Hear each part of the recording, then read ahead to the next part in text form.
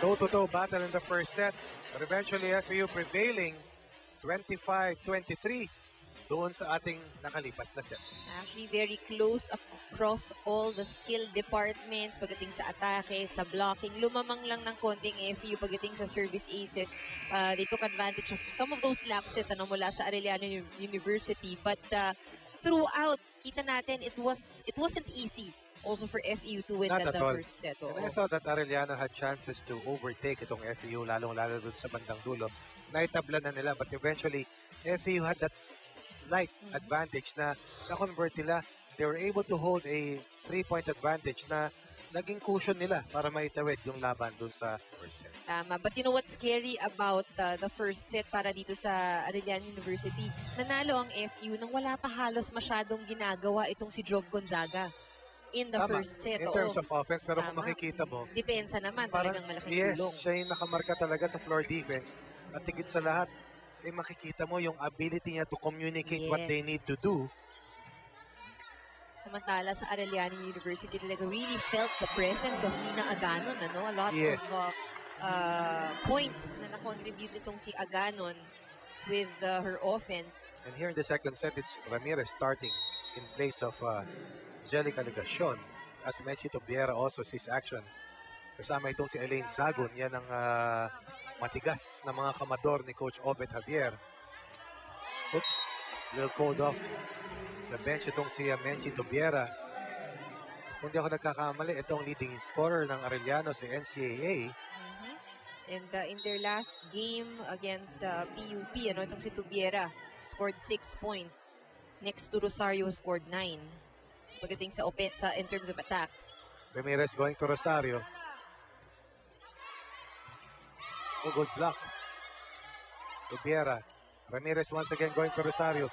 Excellent cover by Atienza. Ramirez once again going to Rosario. Anticipated by Gonzaga. And Malabanan. Henson. Going long. Good cover by Gonzaga and Malabanan once more. No check ang claim ng FEU, but our officials, of course, final call. Actually, ang tawag dito ng officials natin ay check ball. Pero sa ating angulo, or rather sa angulo ni Coach Shaq, wala siyang nakita. Good break para sa Arellano. Oops. Gonzaga ginawa ng paraan. Naganap ng check ball din, pero masyadong malayo sa kanya.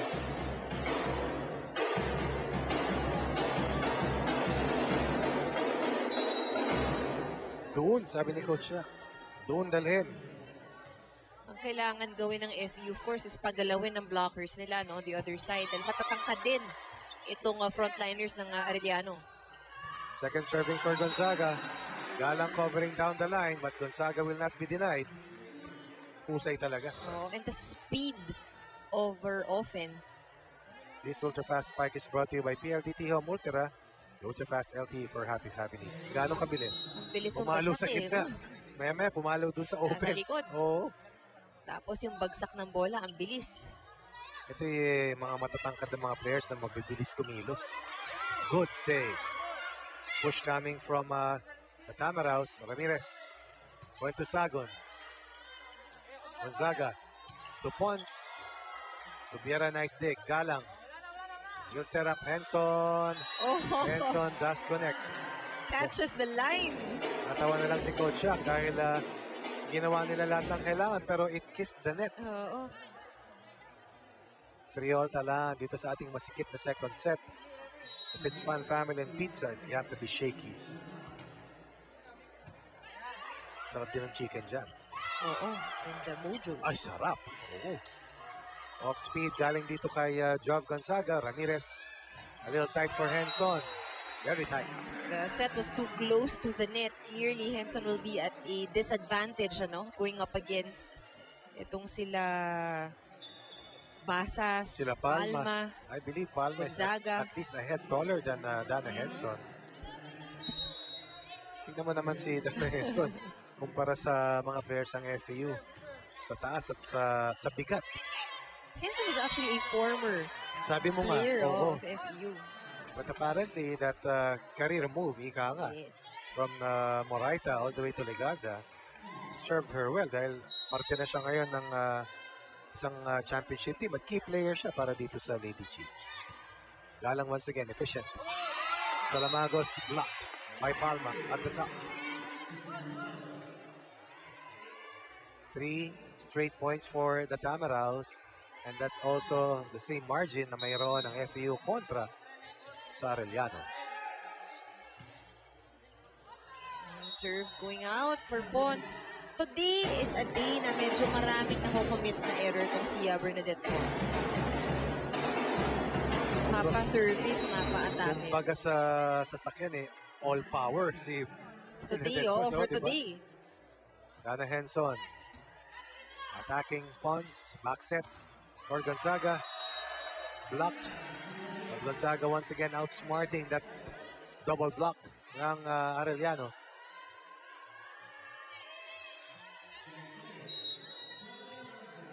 Jovelyn Gonzaga is one of 2 guest players for FEU.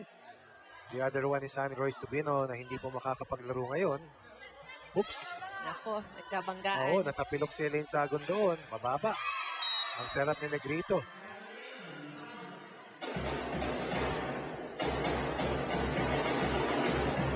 Parang naipit si Palma ron.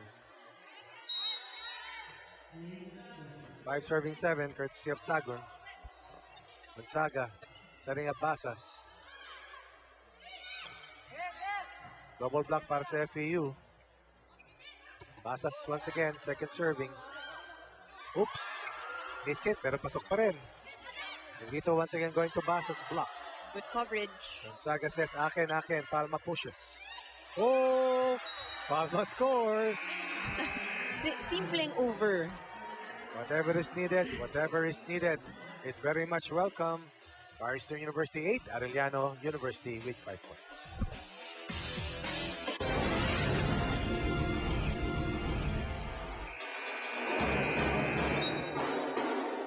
GMA Public Affairs social media sites wherein you can check kung ano mga nangyayari at mangyayari sa inyong paboritong Shakey's B-League.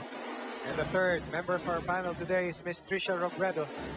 Alam niyo guys, yung naglalaro pa itong si Mina Aganon para sa NU back in college. She was actually dubbed as the silent killer. Ang inhin niya nga tingnan, pero napakalaki at napakalakas naman ang impact pagdating sa court. Ito naman si Joe Gonzaga, hindi na kailangan pag-usapan pa ang naidadala niya sa kupunan. But despite having these prized guest players in their squads, ayaw nila coach na laging umaasa sa kanila. Ang filosofiya nga dyan ni Coach Shaq, pang-compliment lang dapat sila sa galing na dapat dala na ng team. Masaya man siya sa ipinakita ng kanyang mga true-blooded Tamaraws, hinihingi naman ni Coach Bird sa Lady Chiefs na doblehin pa ang effort ng bawat isa, lalong-lalo na sa blockings. Pag makontrol daw ang ibabaw, mas makaka-attack sa opensa at mas madaling makontrol pa ang laro. Back to you guys. Thank you, Trisha. Parang buwis buhay dive yun from Joe Gonzaga. Pero alam mo, very good point si Coach Shaq, na dapat hindi inaasa ng team sa kanilang guest player yung pagpuntos. But rather, just really look at them as people who will complement the way they play. Each and every member of the team has a role to play. Oo. And you have to be able to also do your share. Uy! Oo. Sayang. Hindi nag-over. Shirley Salamagos and the Lady Chiefs with 7 points. 8 points tangan ng FEU Lady Tamaraws. FEU won the first set 25-23. Look at Gonzaga, mas kinahalos hindi mo na mahahabol yun. The effort alone speaks volumes dun sa klase ng player itong si Joe Gonzaga. You have a change of player as well. The official outfit of the Shakey's B-League, ang Axel. Malasa sa diskarte si Coach Shaq. Salamagos tying this game at 8-all. Gonzaga going to Basas. Buhay pa yung bola. Ramirez pushing it to Tobiera. Tobiera scores. And it's always that middle area, hindi nakakapag-adjust nitong FU. Nahuhulog ang bola doon, hindi na nakukuha. Tobiera's entry has also given Arellano a different point of attack. Iba rin klase ang palo, iba rin ang direksyon, at masipag ding dumepensa itong si Tobiera. Oops, nagdalawang isip. Basas, hindi nagdalawang isip. Good bailout for Durendes. Sabi niya, buti na lang. At ito yung huling palitan. This Ultra Fast Spike is brought to you by PLDT Home Ultra, the Ultra Fast LTE for a happy family.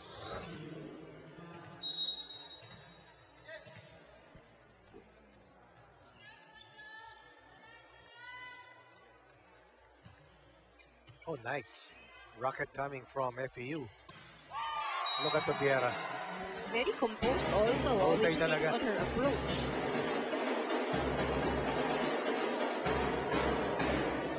Solid talaga pumalo yan si Menchi Tobiera.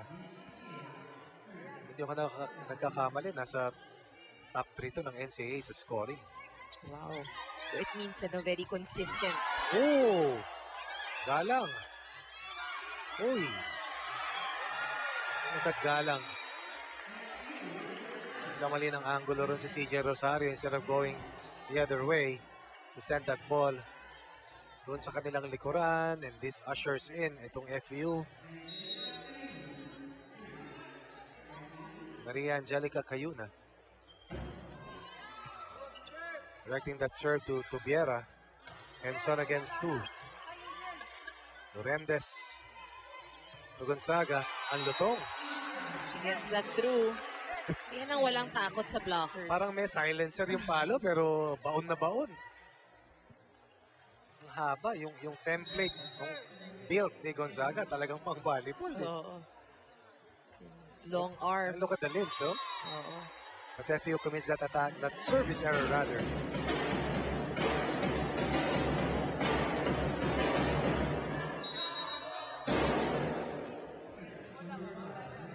Ramirez serving for Arellano. Good short serve. Pons, goes deep. Pons So scores. that one is in. Lakas Mukha pumalo. nang lalabas din pero nahabol ng kanyang wrist. At yung tama, yung angle ang binigay niya. Saka yung spin ng bola, no, pababa talaga. Ultra Fast LTE for a happy family with speeds up to 10 Mbps. Monthly internet for as low as $9.99. Actually, if you're an attacker, yun yung kailangan mong pag-aralan. Ano bang angle yung palo mo na pinakamahaba yung dadaanan ng At bola? bababa yung bola. Correct. Pagka cross court, that's the longest eh. Pag down the line, mas maiksi Nako. yun. Sagon generating enough thrust. Again, that ball in. May problema sa floor defense ng FEU. To adjust quickly. Wala nang angulo yan eh. Oh. Yung pwestuhan eh. And again, Putroni, sinabi natin yan kanina, yung gitna talaga nila eh. No? Yeah. Talagang hindi sila nakakapag-adjust. At naniniwala ako na pag nahawakan mo yung katabi mo, may problema kayo dahil Of you course. don't cover enough space.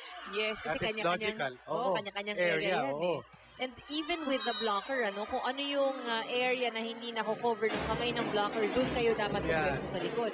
Ayun po, proteksyonan nyo, didepensahan ang tinatawag. As Job Gonzaga communicates with their setter.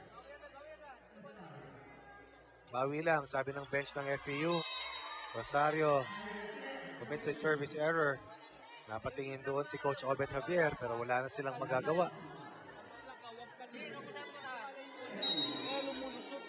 Bernadette Pons. All power. Tobiera, good service reception. Follow ni Henson. Basas. Charlie Salamagos. Basas again against 2. Good cover by Galang. Henson against the double block. Good dive by Durendes. Basas off speed. Manises backset para kay Sagun. Backset para kay Gonzaga. Oh, but that one is out. Nabitin si Job Gonzaga. Very exciting rallies na nakikita natin dito. 14 for Arellano as Ginoo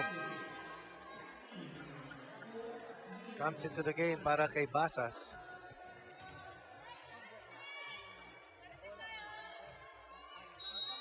Nung si Ginoo scored 6 points in their last game against the University of Batangas. So, fourth in terms of the highest scorers for FEU. Too many unforced errors for FEU. Cayuna lost control in that last set. 15-13 now para sa Arellano.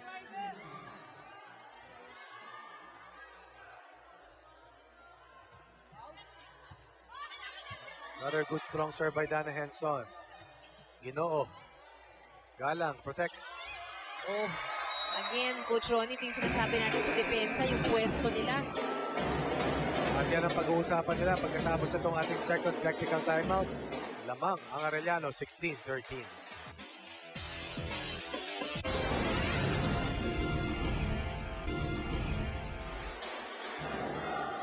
Welcome back to Shakey's B-League action between the Lady Tamaraws and the Lady Chiefs.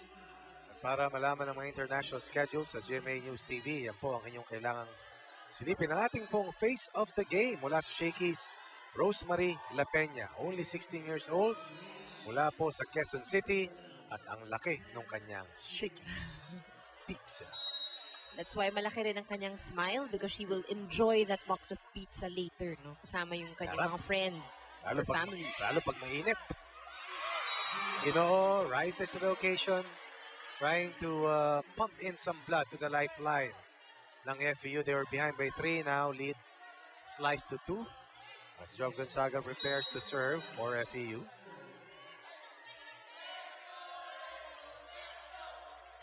Gonzaga, attacking Sagot. Good block on Salamagos by Palma. Sabi mo kanina, floor defense problema ng FEU. Ultra fast LTE for happy family with speeds up to 10 Mbps. Monthly internet for as low as $9.99. Gonzaga to Galang. Again. Palma blocking Salamagos pero mukhang net touch. Meron ulit.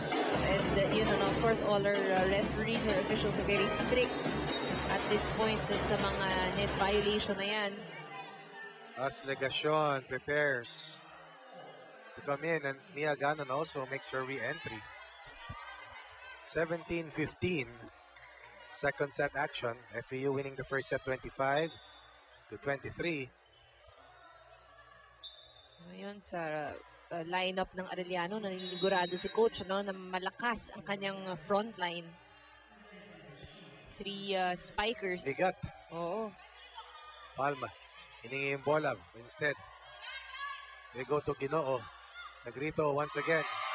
This time goes to Palma. Blocked. Ganda ng basa ron ni Salamagos at Tubiera. Timeout muna si Coach Shaq. They're behind by 3 once more. Huwag puro cross straight. Ayaw ko sarado, drop. Okay? Huwag mo Maninibis lang, manibis. Pag bitres ka kasi sabi niyo, huwag lagi di aganan mo. Si aganan di mo ba alam kung nasaan? Nandito siya sa ano? Hindi siya. Utility siya. Ha? Sige, mag bitres ka. May backline ka sa mga. Tapos enjoy tayo.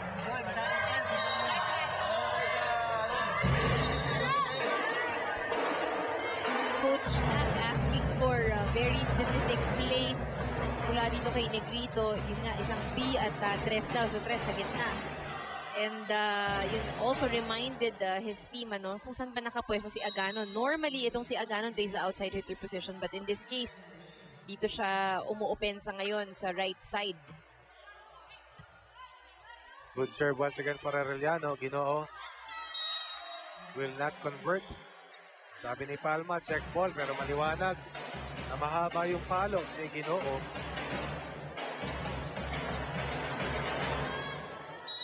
Lumalayo na itong Arellano dito sa ating bandang dulo ng second set. 19-15 for the Lady Chiefs. Legacion, clipping the net. Palma against 2. Galang. Setting up Aganon. There's really something about, tama si Trish yung sinabi niya kanina kasi Aganon silent killer. Yes. Hindi naman sobrang lakas ng palo pero talagang very accurate yung kanyang pinupwestuhan ng bola. Hindi ka na timeout by FEU. Huwag tayo sumabay ka sa ikinikilos. Tandaan niya, may sarili tayong laro. Ngayon, alimutan niya na yun. Tandaan niya ulit natin. Malayo pa yan. Bado na yung 8 points niya, kaya natin. 5 points lang yan. Sagayin niyo lang. Okay? Huwag magulat. Okay? Tapos yung block natin, hindi sila pumapalo ng mga ground nila. Mas marami silang cross-court. Tapos ang dito lang sila dumaan. Kung pinalo, harang tayo agad bago paluin. Kasi kapag napa kaya. Isa lang. for push para dito sa FEU. Sa ating second set. Arellano tasting its biggest lead of this second set. The official ball of the Shakey's B-League, Mikasa.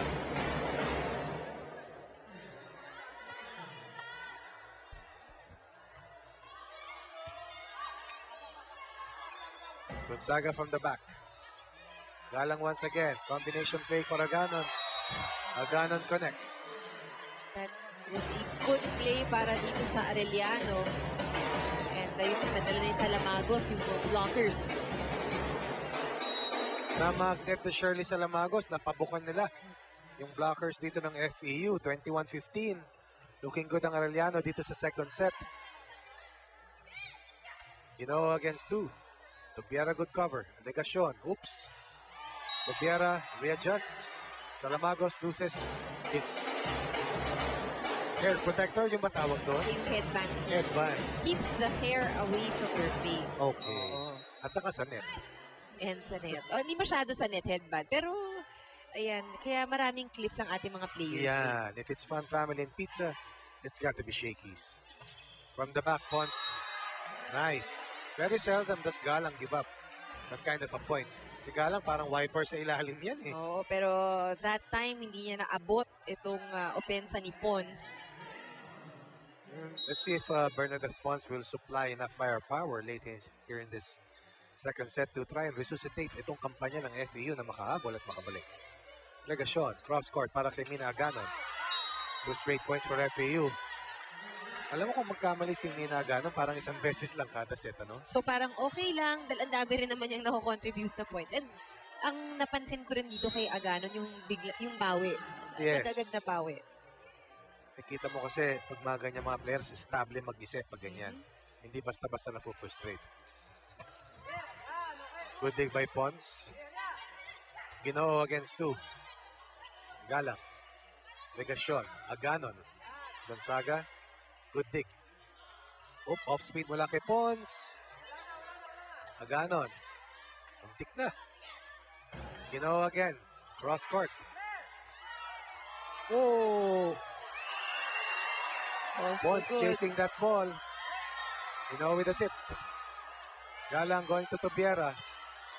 Haba ng rally, Pons. Oops, para kay Gonzaga to. Off-speed drop. Tubiera adjusts. Again. Oh! That was a good long rally. Pero halos outside na yung kay Pons dito. Pero yung sinasabi nga ng mga coaches, when you're in doubt, you just get. Abulin mo na kaysa kaya mong mahulog.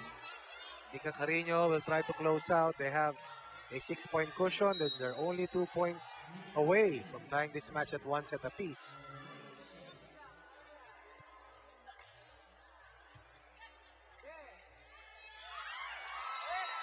I thought that CJ Rosario read that play all the way.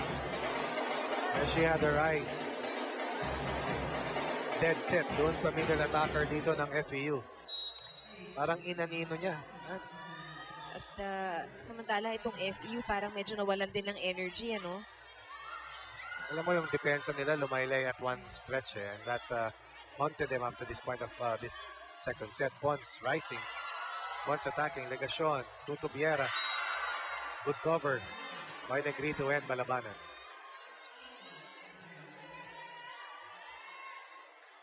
FEU will try to stay in the hunt. 6 points away. And they save the first out of 7 set points na hawak ng Arellano. Good pass. Too tight. Too tight. Yun ang, again, yung sinasabi natin, pag dikit na dikit sa net, Dali. mahirap, oo. Mahirap i-set yun. Especially ang kanilang setter, backliner. At hindi tumatawag ng timeout si Coach Obet Javier, believing that they are still in firm control. Marino. Legacion. Aganon against two. Oops. Net violation. Lead down to 4.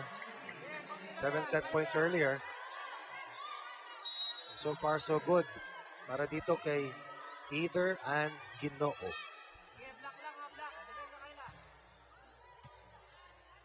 Legacion. Utopiera. No angle to work with.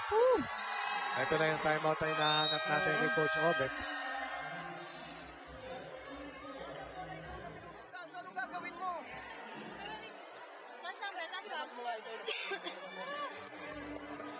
Kasi hindi, Mina, masyado kasi mahaba yung atake mo. Ibaw mo ng konti. Diba nung tumatod, ibaba sa ibaw mo yung bola mo. Pwede ba? Isang receive lang?